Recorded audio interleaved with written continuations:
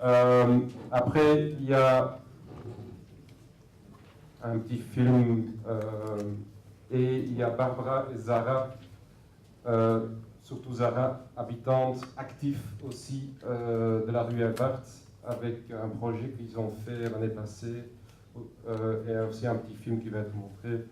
Et après, il y a un débat avec un panel, mais d'abord, la parole à Livine.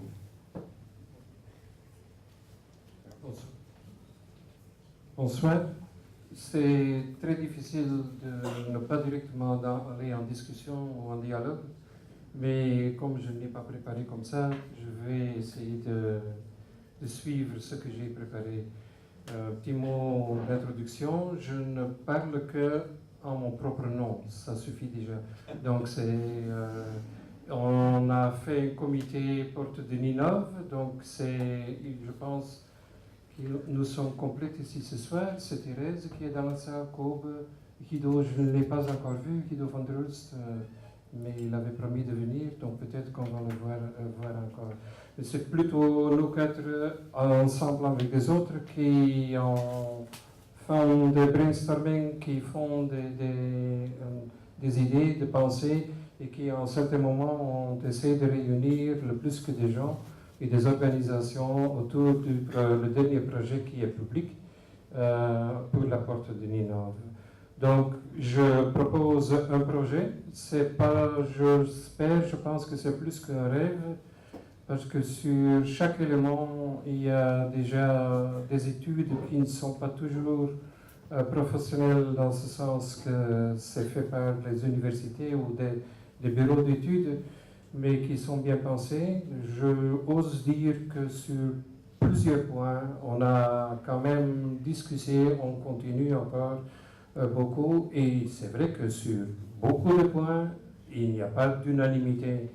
Donc, c'est ça qu'on veut, c'est ça que moi je veux surtout, qu'on a une sorte de plateforme de début pour commencer avec les habitants, les gens qui sont intéressés à ce site, donc les utilisateurs, les visiteurs, qu'est-ce qu'on peut faire avec ce site de la porte des Ninove. Pour nous, la porte des Ninove, c'est le centre de ce qu'on appelle le district du canal. La texte est tombé, ça c'est dommage. Le district, donc je continue à parler en français parce que sinon le texte était là sur le dia, mais c'est à cause des grandes compréhensions entre Apple et Microsoft. L'un laisse tomber une chose et l'autre laisse tomber autre chose. Donc, la porte des Ninove, c'est le centre que j'appelle le district du canal. C'est ce qu'on voit. C'est un peu plus grand que le Pentagone, donc c'est certainement plus que 100 000 habitants. Et en moyenne, avec une densité énorme déjà, donc au moyen une densité de 20 000 habitants par kilomètre carré. La porte des Ninove est vraiment au milieu. Et on voit que, parce que c'est un des points clés de ce que je veux dire, c'est que le parc, et j'ai vu que dans la littérature scientifique, on parle que d'un parc si ça a une grandeur de 4 à 5 hectares. Donc au moins, normalement c'est plus, c'est 5 à 6 hectares. Donc il n'y a aucun. Donc il n'y a aucun dans tout ce... Le cercle rouge, c'est une distance d'un peu plus de 800 mètres. Donc prenons 1 km, 1 km de la périphérie jusqu'au centre. C'est ce qu'on a normalement, qu'on dit qu'à une distance de 800 mètres au minimum, chaque citoyen citadin a droit à un espace public assez grand, donc disons d'un petit parc citadin. Notre projet, c'est autour de l'eau. Pourquoi de l'eau? Parce que d'abord, on est sur l'eau, on est sur l'eau d'abord la Seine. La Seine est là, donc en dessous de nos pieds, donc dans deux grandes tubes en béton, sous les boulevards. Deuxièmement, le canal est là, ça tout le monde le connaît. L'écluse est là, Mais en plus que ça, on a aussi les traces de la Zenne, une des branches de la Zenne de Ransford. On a les traces, ce qui est resté de la Zinneke, le canal qu'on a creusé au XVIe siècle. Ici, ça c'est une carte, la plus vieille carte de Bruxelles, ce n'est qu'une partie. Le nord est par là, le sud est par là, donc l'est et l'ouest. On est ici à peu près, Porte Ninove. Ça c'est la Zenne de Ransford, avec la ferme de Ransford ici. Et donc la Porte Ninove, Porte d'Anderlecht et Porte de Flandre. L'eau, c'était de l'eau du côté occidental des remparts. C'était de l'eau autour de Bruxelles, pas du côté.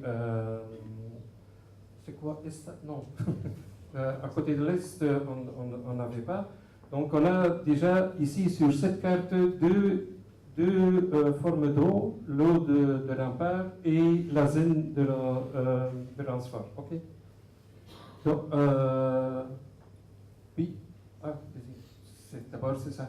Ah, OK. L'homme, dans cet endroit de la Porte Ninove, c'était dans l'histoire, plusieurs fois on a eu des chantiers, et parfois des chantiers énormes, donc qui est spécifique quand même pour cet endroit. Donc, je ne vais pas rencontrer tout ça, donc on peut le trouver, mais même en détail, si on met ensemble tout ce qui est autour de la Porte Ninove, donc de reliques et des indicateurs de ce qui s'est passé dans l'histoire de Bruxelles.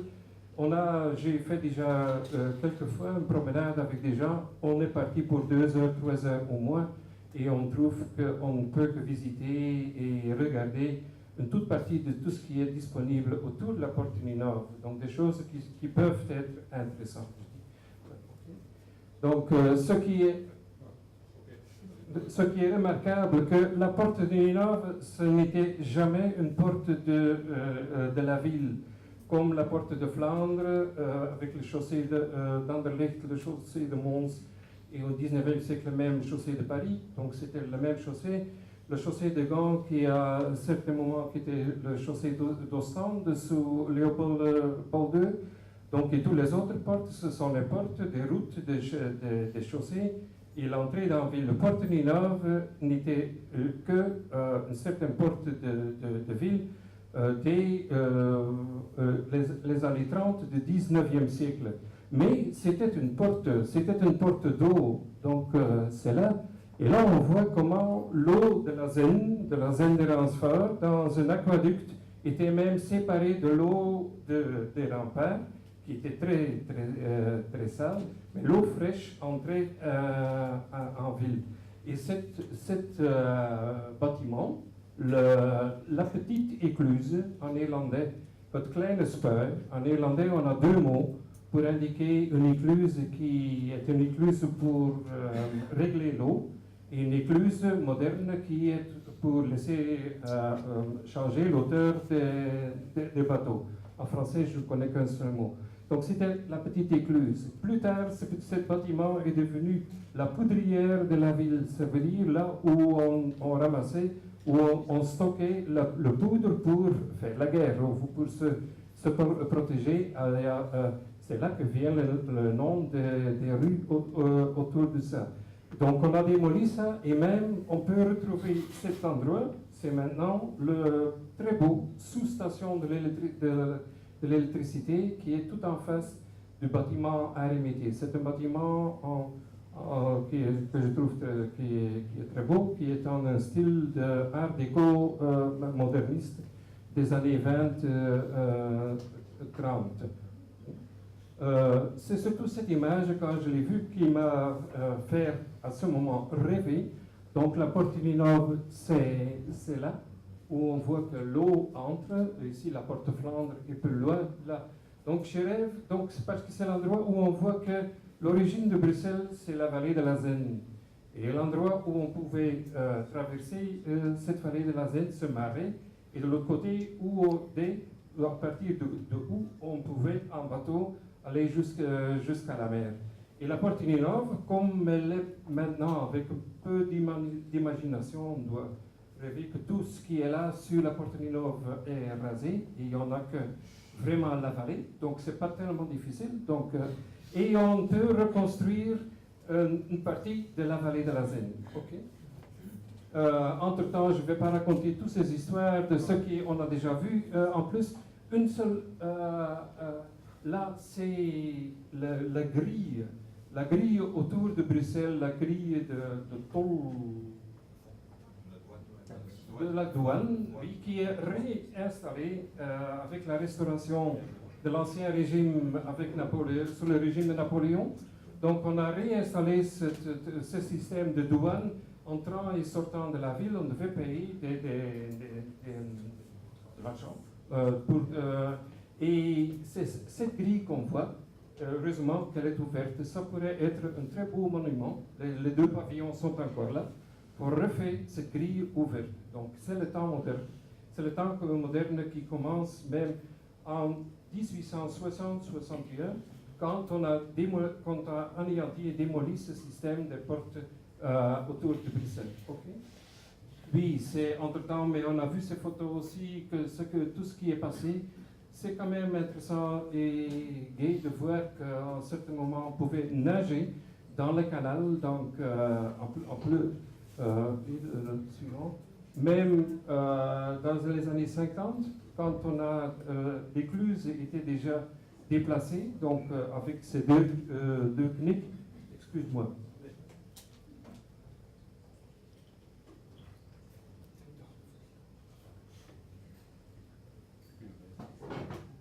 Puis dans ce quartier, ce district du canal que j'ai dit, j'ai déjà dit qu'il n'y a presque pas d'espace vert, mais il y a quand même, c'est plus loin, c'est plus fort, il n'y a vraiment presque pas d'espace.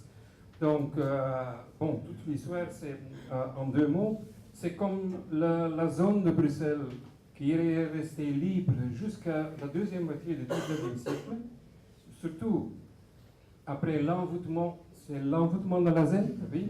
Donc les dangers d'inondation étaient définitivement histoire. Ce n'est qu'à ce moment qu'on a pu commencer de remplir et de construire sur toute la zone occidentale de Bruxelles. Et ça commence au boulevard centraux jusqu'à la rue Ransford et donc plus loin, donc tout le Molenbeek, Kuregem, etc. Et comme c'était aussi le seul endroit à Bruxelles qui était presque plat, où on n'était pas des collines, parce que les cyclistes, ils doivent savoir mieux que moi, comment, même du côté occidental, si on doit monter sur chaussée de Ninove, ça monte, et certainement de l'autre côté. Ça explique pourquoi on a vraiment travaillé, on a vraiment densifié l'utilisation de tous les espaces disponibles. Et c'est le reste de cette politique qu'on a maintenant. Donc on a, pour tous ces districts, on a besoin d'une manœuvre de récompensation dans l'histoire. J'ai coloré ici, sur cette photo, donc d'abord on voit, si on regarde sur Google Earth, vraiment et même en détail, on va voir qu'il n'y a même pas de jardins. Donc ici, là, il y a 1 mètre carré, donc, mais c'est déjà très rare. Donc il n'y a pas d'espace public et certainement des espaces verts publics. Parce qu'on peut avoir des espaces de jeu qui sont pour une grande partie plastifiés maintenant, donc c'est obligatoire, ou minéralisés. Mais il n'y a pas de parc ou de nature. Okay? Ça, j'ai déjà dit, pour une grande partie. Donc, on est dans une situation actuelle qu'on a cet espace de Porte Ninove qui c'est 4 hectares, donc même on peut l'agrandir avec une partie de Stade van der Putten et aller jusqu'à 4 hectares et demi, peut-être 5 hectares, et raser tout, sauf les 2 pavillons, le pavillon historique, évidemment. Laisser les grands arbres, mais tout le reste, on le rase et on se met un peu, mais même la nature elle-même, elle va s'éblouir et on aurait un parc. Et oui, ok, On dit que, et on s'est répété, comme Bruxelles a beaucoup d'espaces verts, c'est vrai, mais c'est très mal divisé. Donc dans ce centre, nous, dans notre district, nos quartiers, on a 1,5 mètre carré par habitant. Le moyen pour Bruxelles, c'est 100 à 150 mètres carrés. Ça dépend si on compte les espaces privés, oui ou non. Donc on a 1,5 mètre carré. Ok. Ça, cette situation n'est pas nouvelle, donc, mais ça s'aggrave. Donc j'habite 10 ans ici, dans le quartier, directement, rue Ransford. Donc pendant ces 10 ans, même dans notre quartier, j'ai vu diminuer l'espace vert, mètre carré par mètre carré. Donc, et il y a de moins en moins. Oui, et on arrive quand même dans un certain monde scientifique et intéressé de plus en plus. Et même il y a déjà une différence au moment que j'ai fait ce texte, et c'est au mois de décembre de 2011, puis il y a presque 1 an et demi. Maintenant, je suis encore beaucoup plus ferme sur mon argumentation que la nature, les espaces verts, c'est pas une question de luxe. C'est pas une question qu'on peut ajouter si on a le temps, si on a l'argent. Non, c'est vraiment une des bases pour définir la qualité aussi des logements. Oui, prochain. Oui, ça tu peux passer. Ça aussi. Donc, c'est quoi la priorité? Parce que et ça reste un grand point de discussion, je le sais. Donc, donner la priorité à un parc public de 4-5 hectares ou au logement, ou des autres fonctions même. Donc, moi, je pense que dans cette situation de ce quartier autour du canal, où il n'y a pas d'espace vert, si on continue à construire des logements, on diminue la qualité de vivre, la qualité de logement de l'ensemble de ce quartier. Donc, je comprends bien, certainement les gens qui sont plus jeunes, comment on n'est pas encore conscient de ça. Donc, ce n'est qu'à un certain moment, donc, comme vraiment, certainement à notre âge, très simplement, c'est impossible de faire une promenade le soir. Ou ce n'est que entre les machines. Donc, les machines dans ma rue sont d'une telle qualité que c'est presque le suicide de se promener entre, et certainement à partir vers 6h, 7h. Donc, c'est ok. Pourquoi pas? Donc, c'est la région qui a laissé faire une étude sur la construction du logement. On voit comment notre zone, notre district, entre 2003 et 2008, donc en 5 ans, a fait déjà un effort effrayable, donc énorme pour y ajouter et de construire des logements. Il y a d'autres cartes et même cette même groupe d'études a indiqué quelles sont les réserves, où est-ce qu'on peut construire des logements à Bruxelles, parce que je sais bien que c'est un très grand problème. Si on regarde ici la Porte Ninove, à la gare de l'Ouest, quelques-unes au quartier Evert, plus loin, donc proche de l'abattoir, et on peut densifier peut-être avec quelques-unes dans le quartier entre la Duchesse et le Quai Marimont. Bon, encore le point du tram. Le tram, c'est important parce que je pense, c'était un point de discussion, mais pour moi, de toute façon, c'est très important que le tram peut continuer dans la rue des Fabriques. Et il y a déjà de très grands problèmes avec le STIP, que le métro est à un point de saturation. Donc on va arriver, donc je ne sais pas pourquoi ça traîne tellement, à de faire un réseau parallèle, de réinstaller les réseaux de tram. Et donc le tram entrer comme il est maintenant et continuer jusqu'à la Bourse et là faire un tour. Bon, c'est pas ma spécialité de tracer le tracé de tram. De l'autre côté, c'est la même chose avec rue de l'Aunois jusqu'à une deuxième route à la gare de l'Ouest. Bon, c'est quoi mon projet? C'est tout ce triangle. Le maximum qu'on a vu sur les autres, c'est d'en faire un parc regardez que ce tracé directement vers le centre, et on crée une situation que si on est dans n'importe quel point, donc on voit, parce qu'il y a une inclinaison, donc et ça on peut même renforcer, on peut encore baisser encore le niveau ici et là, mais même actuellement, si on est n'importe quel point, on voit s'il y a quelqu'un qui bouge vraiment à l'autre côté. Donc il y a un contact visuel directement dans cette vallée, parce que c'est le restant de la vallée. Et pour faire à cet endroit un parc qui donne une certaine sécurité, parce que c'est pas évident pour tous mes voisins d'être d'accord avec un parc. Donc c'est surtout ce point de sécurité d'un parc la nuit. Mais si on a un contact visuel, et c'est vrai que ça, peut-être que c'est trop simple, je sais bien que l'homme a de neiging veut toujours laisser sa marque et rien faire, parce que c'est rien faire, mais de l'autre côté, ça c'est bon, je vais donner encore la carte. Oui, je vais expliquer parce que j'ai un projet. Oui, mais je veux quand même dire que dans cette situation, il y a tout le pont qui est en béton, qui est minéralisé. Qu'est-ce qu'on fait là? On fait une place publique.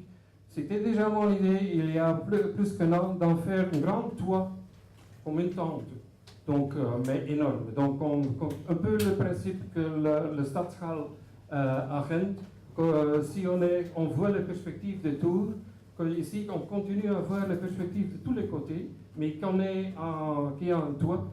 Donc je pense que dans le grenier de ce toit, on peut faire un musée.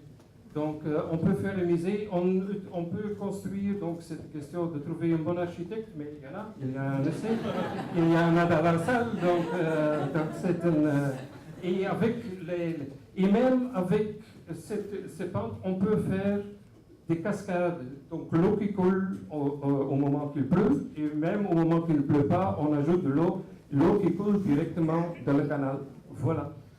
Dank u, lieve.